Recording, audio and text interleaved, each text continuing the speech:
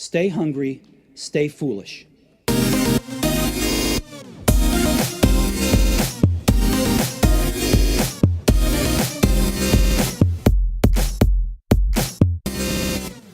I once heard the following as the definition of hell.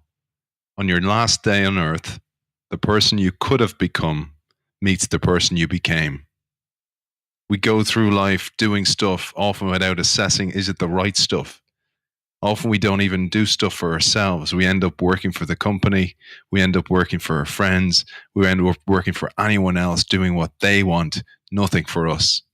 Not having enough time is a huge cause of stress in today's society. And today's show is dedicated to shining a light on how we can manage our time better to relieve that stress. The international expert on time investment and an author of Invest Your Time Like Money joins us today. Welcome to the show, Elizabeth Grace Saunders. Thank you. It's my pleasure to be here. Thank you for investing your time in the Innovation Show. My pleasure. Many of us assume success is interlinked with achievement and also with the suffering and stress that we put into a task, that we have to actually cause ourselves stress in order to achieve.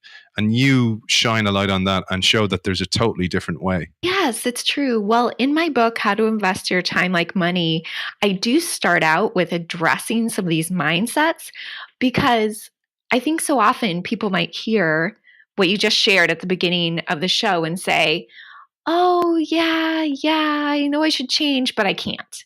And they just cut themselves off before they've even tried. And so I would encourage people, if you're listening right now, to even open yourself up to the possibility that maybe you don't have to suffer so much.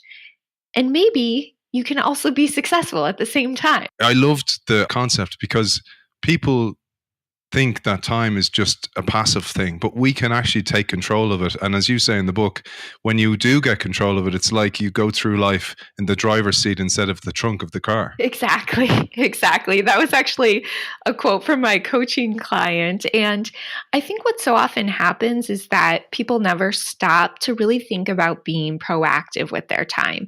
So it's very much a like, oh, everyone else is telling me how I have to spend my time. Like my boss says I need to get to work by this time, so that determines when I get up. Or I have all these meetings that are always popping up on my calendar or email, and so I need to respond to all of that.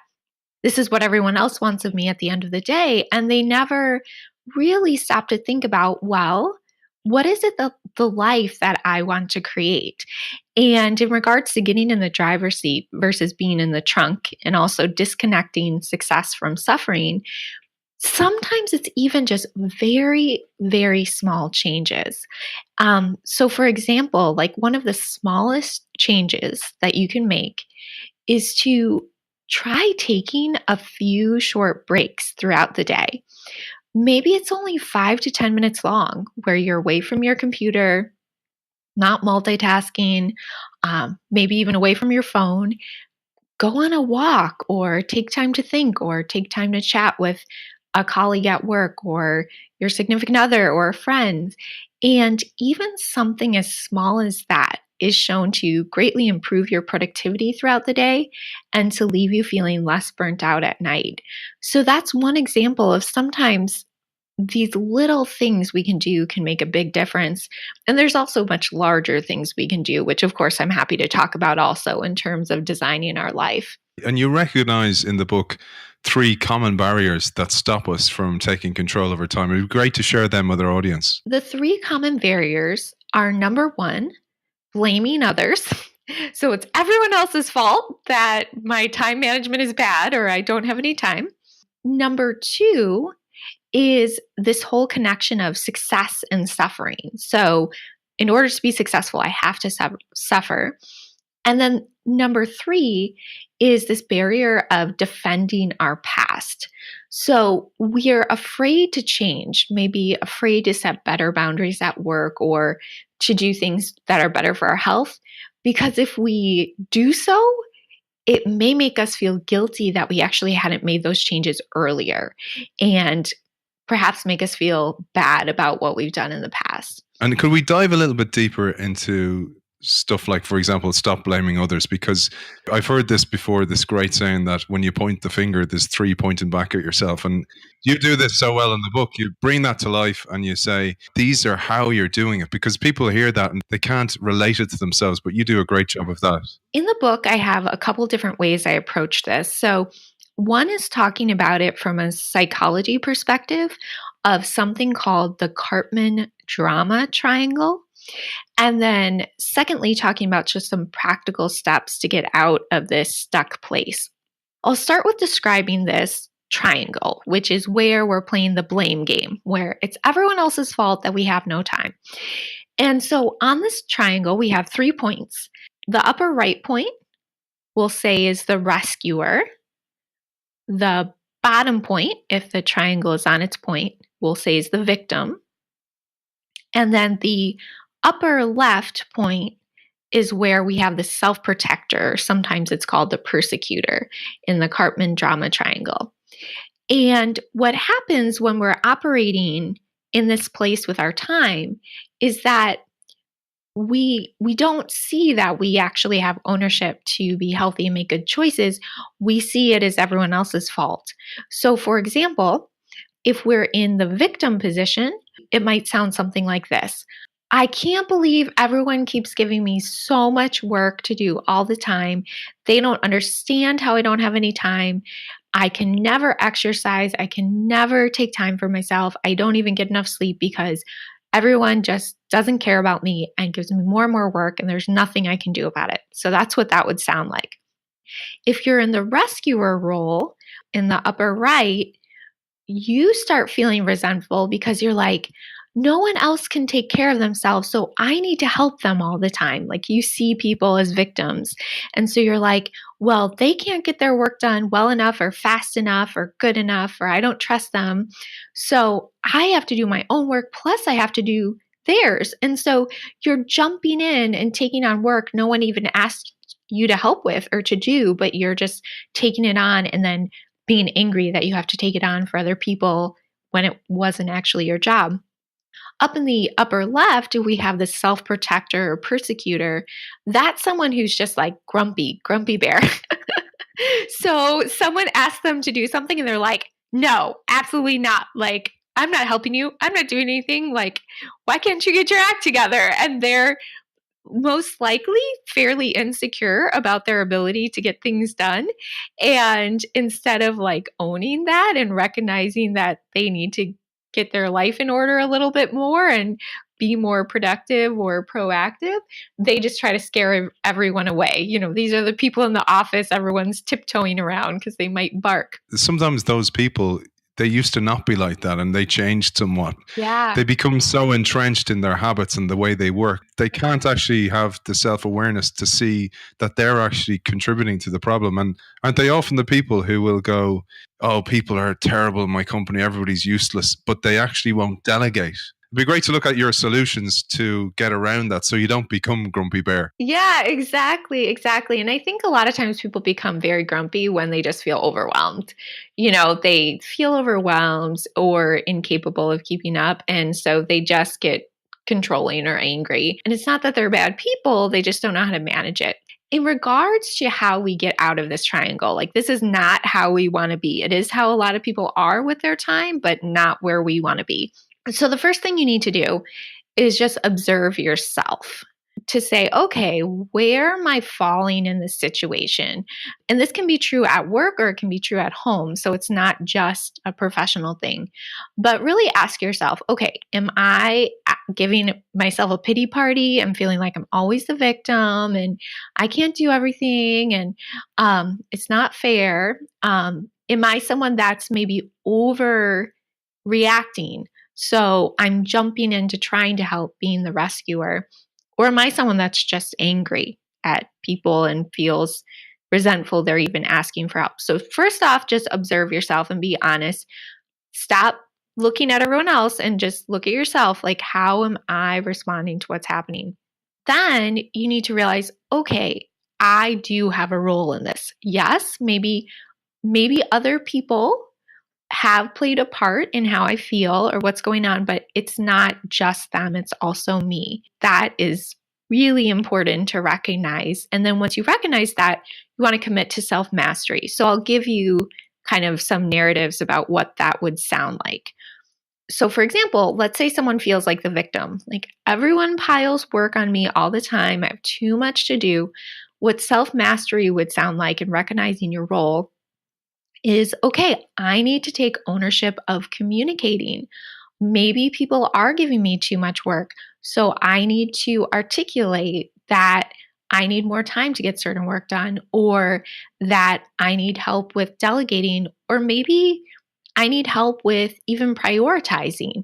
And if I just ask my boss, he could tell me, oh, it's fine for you to do these, 2 or 3 things this week. And then these other things, it's okay if they get done a few weeks later. You don't need to stay at work until 1 a.m. to get these done.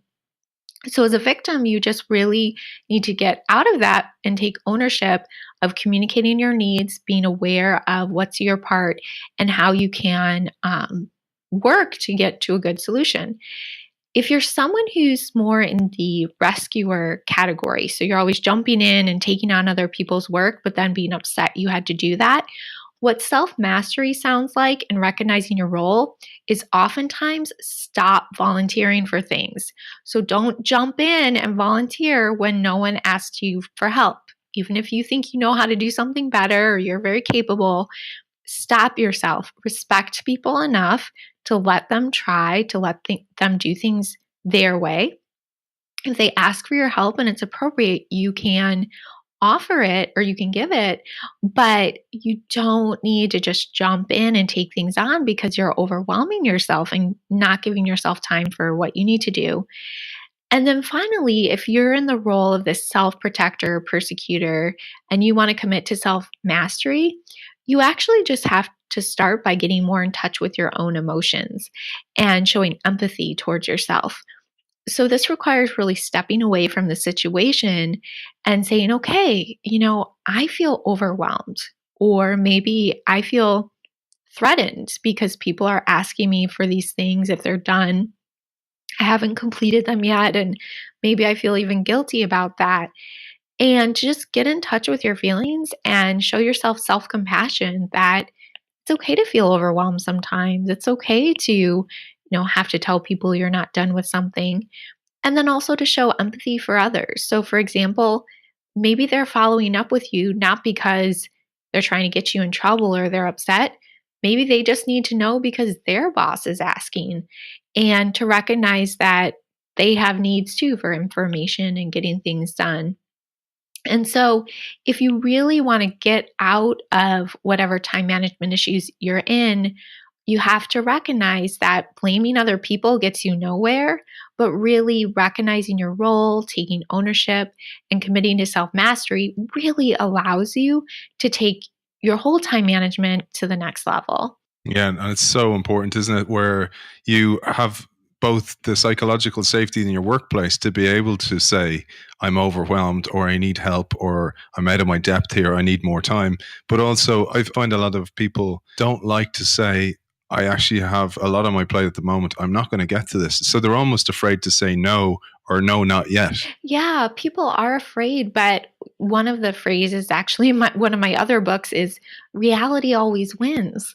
So you can either make people happy on the front end by not telling them the actual truth about whether you can get something done, or you can actually make them very happy at the back end by being honest and setting expectations appropriately. So I understand it feels vulnerable, but it's just the reality. And the more you live in reality, the more freedom you have to not be stressed out. And Elizabeth, you talk about, and this is probably more, if we zoom up in the helicopter a little bit, the effect of our early past messages, and also things like learned helplessness, things that are in our psyche or in our paradigm, are patterns that we have developed over time. The idea of learned helplessness, for those who aren't aware of it, it's a psychology term. What it's based on, and it can be with your time management, but it can really be any situation, is when you had a situation in the past where it was an uncontrollable event. So, for example, perhaps you grew up in a home where it wasn't okay to express your feelings, or it wasn't okay to say that you needed help. And so if you grew up in an environment where maybe when you express to your mom or your dad, like, I don't know how to do this, or I need help, if they responded very negatively to that situation, that can create a sense of this idea of learned helplessness, that no matter what I do, I can't improve my situation and it's just hopeless. So why should I even try? Um, and unfortunately, what happens is that you can carry that into other environments. So let's say that happened with your parents, and then you go to school, and your teachers would be very happy to answer your questions and want to know when you need help. But because you have the paradigm they that people don't help you and it's not okay to not know, you don't raise your hand in class and let your teachers know when you have a question. And so then you're doing poorly in school. And so the idea of this with our time management, so taking it back to that, is that there legitimately may have been times in your past when you didn't have a supportive environment. So perhaps perhaps it was, really bad time with the economy, and a bunch of people were let go in your company, and you were taking on a lot of extra work. And you went to your boss and said, I need help prioritizing, and I'm trying to do three people's jobs. I don't know how to get this all done. And maybe, hopefully this didn't happen, but it might have. Your boss might have said something not nice, like, well, you should be happy you have a job, just deal with it. And so that can create this sense of learned helplessness, that even in new jobs, I can't ask for prioritization, or it's not okay to say I'm overwhelmed. And what's important in this situation is to just recognize if you are stuck in a paradigm of thinking that there's no way out and no way to improve. And then if you recognize that you you are in that paradigm, step back and really look at whether the reality is the same. Like, maybe you're in a new company with a new boss who really wants to support you, and it's just in your mind that you can't ask for help. And then once you recognize, oh, okay, well, maybe I'm in a new environment, the way you get out of learned helplessness is by taking action. So experimenting and trying out, maybe in a very small way, asking your boss for assistance with prioritization or with saying no to certain things, and see what happens. And most likely, you'll be very pleasantly surprised to see that there are people that want to help you, and there are ways to improve your situation, even if in the past that wasn't the case. So that's I suppose our conditioning from our past, and then we bring that conditioning into the workplace. It'd be great to now put the workplace under the microscope and see how we can break paradigms in meetings. For example, I'm overwhelmed. How do I deal with that? How do I start? So if you're feeling overwhelmed, one of the first things you want to do is to step back and assess the situation from a very, I would say, factual point of view. So in its simplest forms, you can pull up your calendar. So your calendar, if you want to think about it in terms of money, is your budget. So that's your weekly budget of how many hours there are this week. And when I look at my calendar, I really like to look at it in a week view. And usually I will adjust my calendar settings. So it will be, the week will start on Monday and go through Sunday. So I'll see like Monday through Sunday, week view. And so pull that up, see what's on your calendar. And then if you have a project list or a task list or a way that you document what you're working on, pull that out, whether it's on paper or app or project management system. And I just want you to do a quick visual check and see what's going on there. And if you're like some people, you might discover that you have no open time in your schedule. Your schedule got so packed with meetings that there's no space. So no wonder you're overwhelmed. You can barely answer email, let alone get work done. So pull up your calendar and look at the situation. And if like I said, it's completely packed, there's a reason that you're feeling overwhelmed. You have no time to get work done. what you need to do from there is to start working on getting clear on how much time you need to actually get the projects or get the email or other responsibilities done that you need to do at work. And what that looks like is beginning to guard certain parts of your schedule to get work done.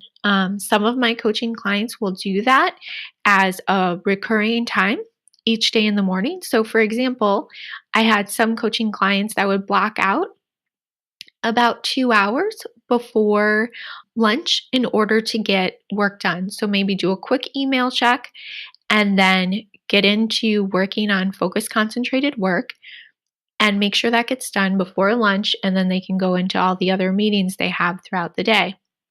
I have other coaching clients where it works better for them to pick a few longer chunks throughout the week when they can get work done. So maybe a Tuesday afternoon and a Thursday morning. And so they literally will put this in their calendar, recurring event, big block of time, like not allowed to schedule meetings with me, so that they can actually get work done during the week. Other individuals also will put in time for things like email. So maybe 30 minutes in the morning, 30 minutes midday, another 30 minutes end of day to really block in that time to get work done. And why this is so important is that reality always wins. So if you're not saving time for what you need to do, you'll end up trying to fit that in at night when you're very tired or on the weekend and just end up so frustrated. Versus if you really start to set aside that time during the week for what are your priorities and then have the other meetings fit around that, it creates a better flow and a better ability for you to get things done during the day and not feel so time pressured. And it actually slows the pace because when you don't constantly answer email and when you don't spend all of your time in meetings, it allows those things to stretch out over time a little bit more in a good way so that it doesn't feel so incessant. There's one thing I kind of glossed over, and I think this is really important. And I see this a lot with younger workers. So people who are in more junior positions coming up through the company, that they are afraid to say no because they're afraid that it looks like failure. And I thought you talk about pinpointing your pain and understanding why you're afraid to push back. In terms of that and maybe being afraid to say no, or perhaps being afraid to do what I just suggested of, blocking out some time in your schedule, it's important that you think about it and you're like, am I afraid to say no because I feel like other people are smarter than me? Or if I was a really good worker, I wouldn't need this time? Or am I afraid that if I ever say no, I'll be fired? And by really getting clear on exactly what you're afraid of, you can then address that fear in a logical way and even talk, to a friend if it's helpful to you or some other reliable person and just get feedback. And I just want to tell you, as a time management coach who's worked with clients all over the world, and I've been doing this for almost 10 years, that you're not stupid. You're not incapable. It's highly unlikely that you would have job issues by setting boundaries or by saying no occasionally. There are a few environments where that might be the case, but they are very, very rare. And I work with people in all different backgrounds, but including people who are executives, people who are consultants, owners of businesses, all different levels, and even people at a very high level, they have to do this too. It doesn't mean you're not smart. It doesn't mean you're not capable. It doesn't mean you're not a hard worker. It just means you're human. And there's only so much work that can be done, and you need to protect the time to be able to do that. So you're right. It is so important to pinpoint, well, what am I actually afraid of? What's that real fear, that pain? And then really question whether that's logical and valid or if it's something that's just holding you back, but isn't actually true. I suppose we've teed up a lot of the challenges and problems. And I often see this with the show, for example, that we will talk about adults limiting the amount of exposure to technology that children have, or we talk about the world's moving at such a pace that it's confusing for millennials or some type of thing. But it's actually all of us. And I was delighted you said this, that time management starts at the very top of the organization, all the way to the very bottom, or all the way to your children, because we're not taught how to manage our time ever. So how are we ever expected to be great at this? And this is why people like you doing this fantastic work is so important, especially in today's world of disruption and constant change. It's really so important. And in saying that, it'd be great to now look at your solution. So your time investment formula, which is in a mathematical formula that aligns expectations with results. Yes, I'd be happy to share. And by the way, I completely agree with you. People haven't learned this, and it's not their fault. It's really not their fault. And even people that used to be good at time management, I find they often need to up-level their skills just because the expectations have gotten so much higher with technology in a way that people didn't have to deal with before. In terms of the formula, I'm going to lay it out in terms of what time investment success looks like. So this is what we're aspiring for. And then also time debt stress. So what is true of many people, but is not how we want to live. So if we want to be successful with our time, our external expectations plus the internal expectations of our time need to be less than or equal to 24 hours minus time for self-care. So self-care would be things like sleeping, eating, exercise. If we are stressed out, so we're having time debt stress, what is happening is that our external expectations plus internal expectations of our time is greater than 24 hours minus the time for self-care. So basically, we're in debt. We're committing to others or committing to ourselves to do far more in a day than we actually have time to get done. And because of that, Elizabeth, then we live in this world of constant disappointment. And this is one of the things I thought, you say this right up at the start of the book, one of the biggest causes of stress is a feeling that I don't have enough time to do things.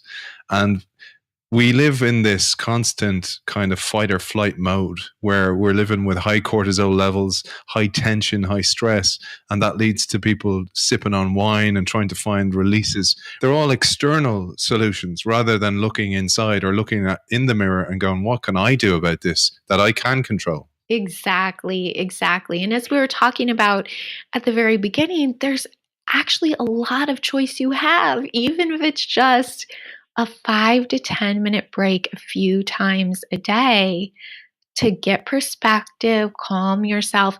Even 5 minutes of walking outside has shown to have positive psychological benefits, physiological benefits, emotional benefits. So why do we deprive ourselves of these things when we have the ability to make choices, big and small? So we might move on because you go further than just giving a canvas of how you can deal with this. You go to talking about this, and I loved this because I've never seen this before, calculating a time budget. What we want to do is to start out with our 24 hours. So that's our 24 hours in a day. And then figure out the basics of self-care, because this is so important to our health and happiness. So for example, let's say you sleep about 7 hours a night. You spend about an hour on eating throughout the day, maybe 2 hours on personal grooming. So that would be, showering, getting dressed, all that good stuff. So that would give us about 10 hours on self-care. So what we do to calculate our daily time budget is to then take 24 hours minus 10, so for self-care, and that leaves us with 14 hours a day. And then from there, what you want to do to figure out, okay, how much time do I have, is to calculate the daily investment in external expectations. So that would be things like going to work, your commute, maybe if you're going to school or have other responsibilities.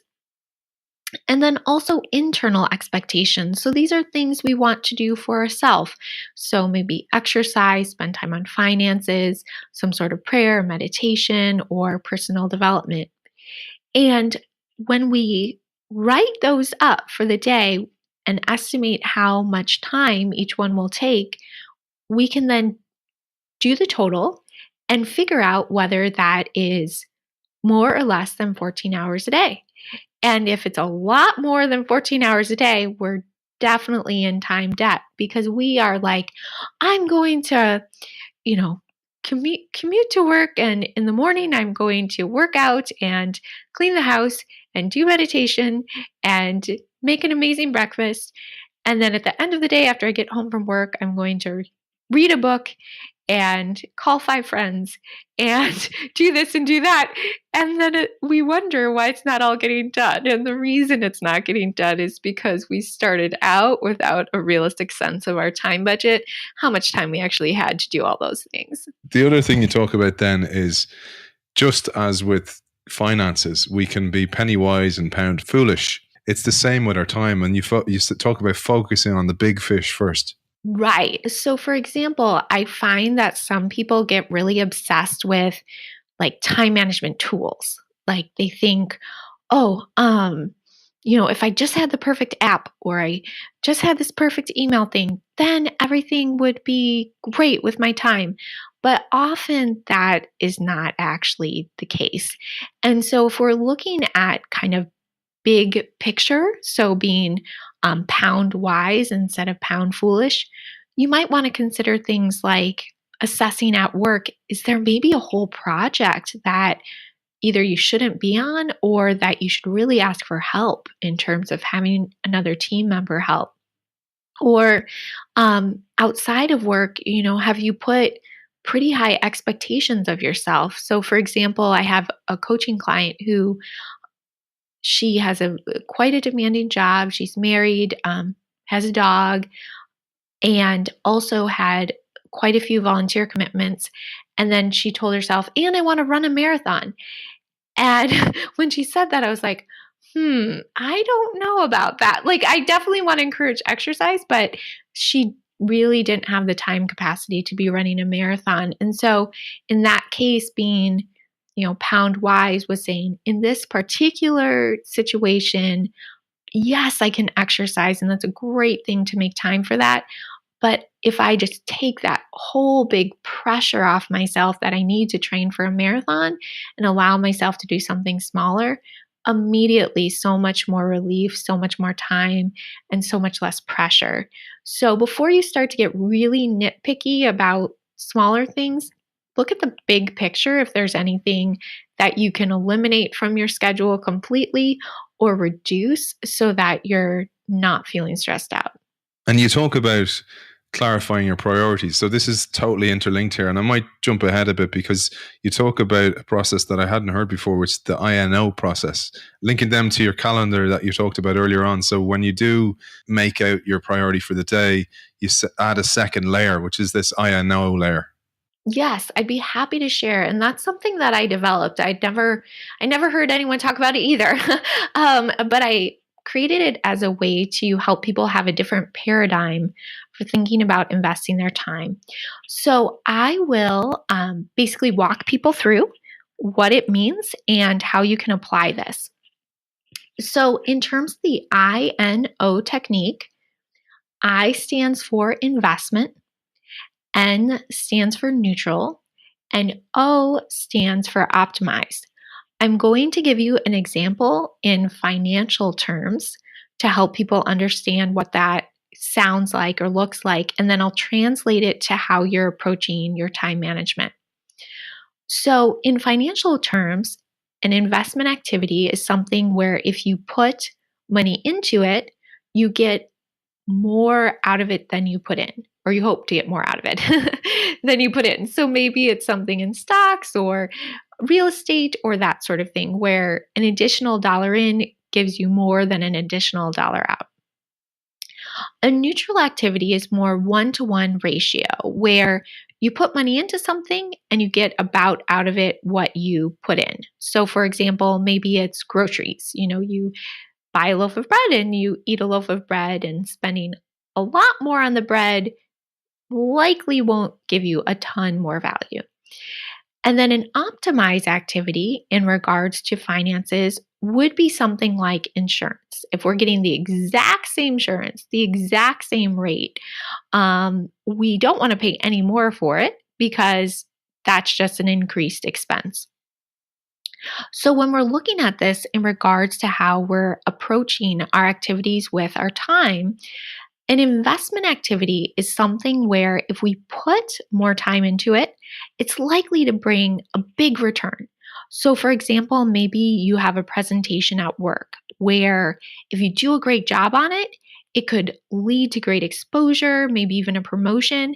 So, when you're categorizing that in your week, that's something where you want to spend more time on and really go the extra mile if needed. A neutral activity might be something like a routine staff meeting where it needs to get done and it's a good thing to do, but putting a lot more time into it won't make a huge difference. And then finally, an optimized activity might be something like answering email or routine administrative activities where the more time you spend on it, it's an expense. There's no added value.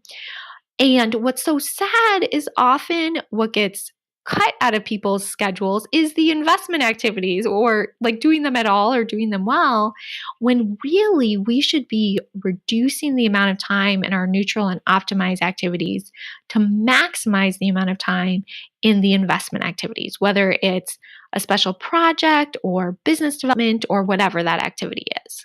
I have to say, I loved that framework, Elizabeth. It was really, really great. And I loved your analogy here. So you say there's a reason some expenses are taken out at source from our paycheck. Otherwise, we'd spend that money on something shinier. You say, take that analogy in your head, hold it there, and then replace that with your priorities. And some priorities need to be taken out at source. Those are things like self-care, they're, important work priorities, and then also our personal priorities. Oftentimes, at the beginning of this show, you were talking about hell is meeting the person you could have been. How sad is it when you get to the end of your life and you realize the people I really loved and I really cared about, I was constantly neglecting for some work project. I don't even remember what it was. So we really want to think about what is it, like you said, we take out at source. So out of your paycheck right away, non-negotiable. So at the end of our lives, we're proud of how we've invested our time. So it'd be great to dive a little bit into this now and look at how do we establish routines for recurring time costs. Yes. So routines for recurring time costs is one of the best ways that you can make sure that you are doing what's important and then also being as efficient as possible. And so in regards to that, each one of us might have things that are a little bit different, but the principles are the same. So I want you to think about things in your life that need to get done on a regular basis. So it may be things around the home, things with your family, or things at work. So for example, maybe you have meeting prep that you need to do each week for a certain meeting, or email typically needs to get answered almost every day. So for those activities, what you want to do is identify what they are, estimate about how much time you think they need to get done, figure out what time of day or time of week is good to do them, and then put them in your calendar as a recurring activity. So that could be everything from your daily planning to email to, for example, I own a business, of course, and on a monthly basis, I have the first Wednesday of every month blocked out for going through finances, because I don't know about other people, but that's not my favorite part of running a business, but I know it needs to get done.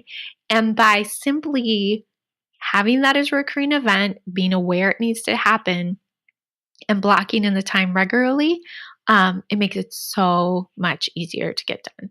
We've established how we prioritize major decisions based on what's important in our value system or our priorities, and that we don't blindly follow our calendar. But it'd be great to talk about the last piece that you talk about, and this is realizing that we can't aim for perfection because there's no such thing, and that we need to aim for growth instead. Exactly. And I think that really, and I don't mean to discourage people, this isn't meant to be discouraging, but just the reality that time management or time investment is really a lifestyle change. It's not something that you just master today and then you never have to think about again. It's an ongoing process that we're all working on, all improving, and it's dynamic day by day. And I really encourage you, wherever you're at, that each small step counts. So even if it's just taking a break or one day a week, leaving work a little earlier, or one time this week, asking someone for help or not volunteering for something, all of those things make a difference. And even when we have the best of time management, we still sometimes make mistakes or have things we regret doing or we're not as efficient as possible. And instead of getting upset and thinking, oh, things didn't go right according to my schedule, give yourself grace. Don't worry about perfection and just say, okay, well, what can I learn from this? How can I improve tomorrow? Or is there anything I can even do today to make this better? And so it's really, really important that each day we're looking to be a little better, learn a little more, do the best we can, and not get so worried about perfection that we just quit. Fantastic, Elizabeth. And it'd be great to share with our audience, where can they find out more about you, about your work? And I know you have a new book, for example. Yeah. So I'm Elizabeth Grace Saunders. So that's easy to find if you need my name. And then my website is reallifee.com. So that's REALLIFE and then another E.com.